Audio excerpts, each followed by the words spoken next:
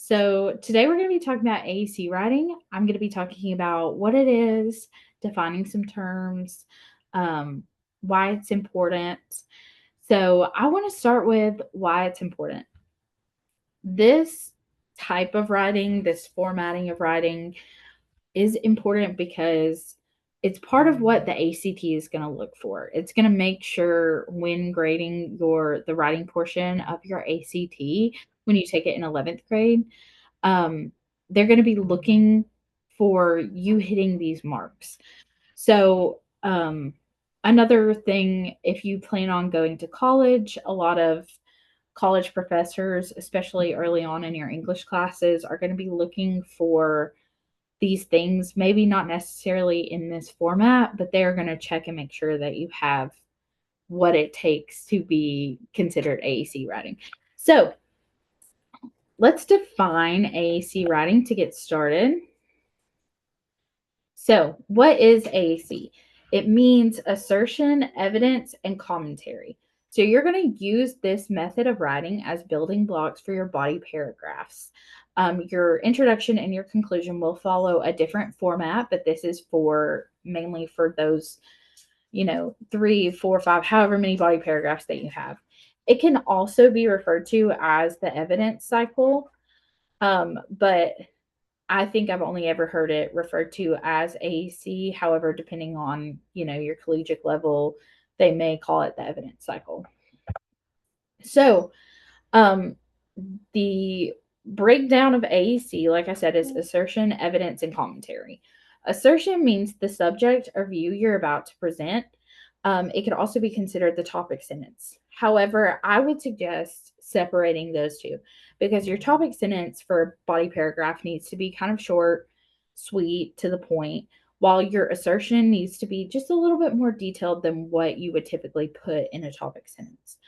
Um, so the assertion does not necessarily always have to be the view you represent. You will be taking a stance on the ACT, unless they change the way that the prompts are written in years to come. However, all the examples that we have ask you to take a stance on a certain topic. The subject portion is mainly for research writing because this fits both research and other types of writing, where you're not necessarily taking a stance or trying to persuade someone of something. It is just saying basic what it is, what you're talking about. Evidence is kind of self explanatory. It can be direct quotes, examples, or details used to support your assertion. So on the ACT, you're going to want to try and avoid direct quotes if you can, and you most likely will be able to. They want to know your opinion on something.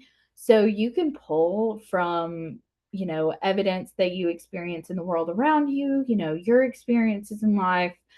But they want you to have some version of evidence, and it shouldn't be direct quotes just because you're not directly reading from something.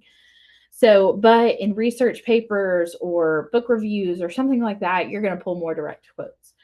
And then you have commentary, which is arguably the most important part. And your goal in the commentary is to explain why. Why is that your assertion, or why is that your evidence, and how does it fit into the assertion that you made? So that's kind of where you explain the relevancy. So I have this example, and I want you to pause this video, read through it, and see if you can identify the AEC in this. So you're looking for an assertion, the evidence, and the commentary. What section is what? So go ahead, take a minute, pause it, read over it, and then we're going to come back and talk about it. So,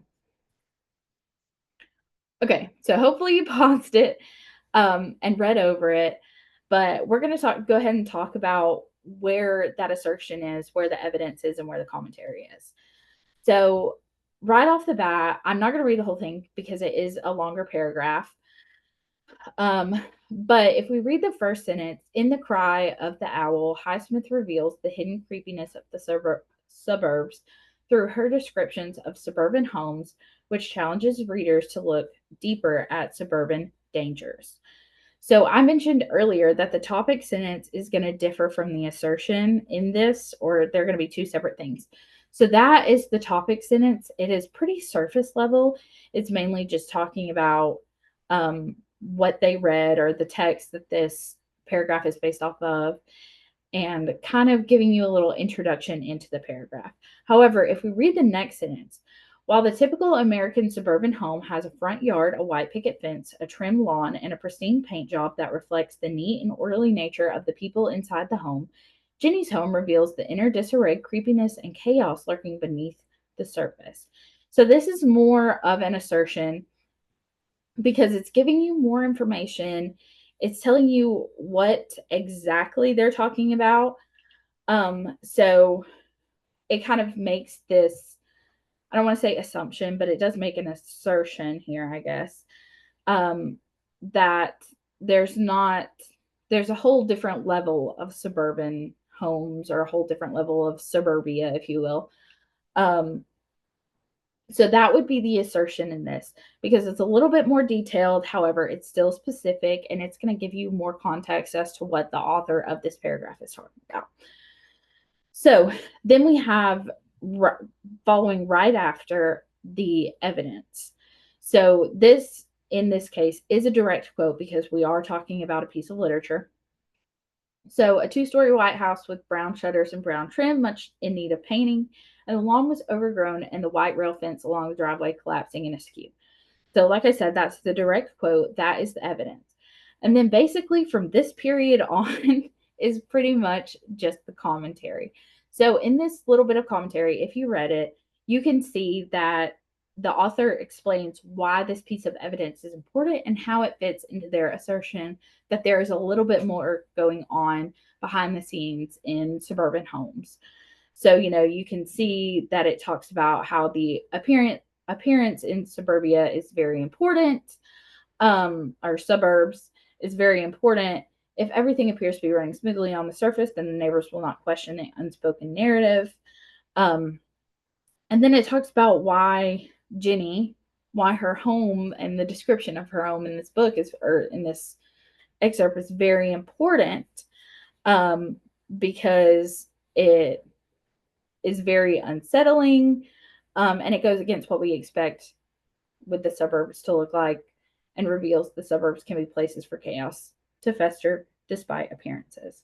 So this has been AEC Writing. If you have any questions, please reach out to your English teacher or me, whoever you want to, and we'll be happy to go more into detail. But remember this when it comes to taking your ACT, because even though you don't have the exact prompt that'll be on your ACT, you can go in and kind of have this way that you're going to format your body paragraphs on the ACT.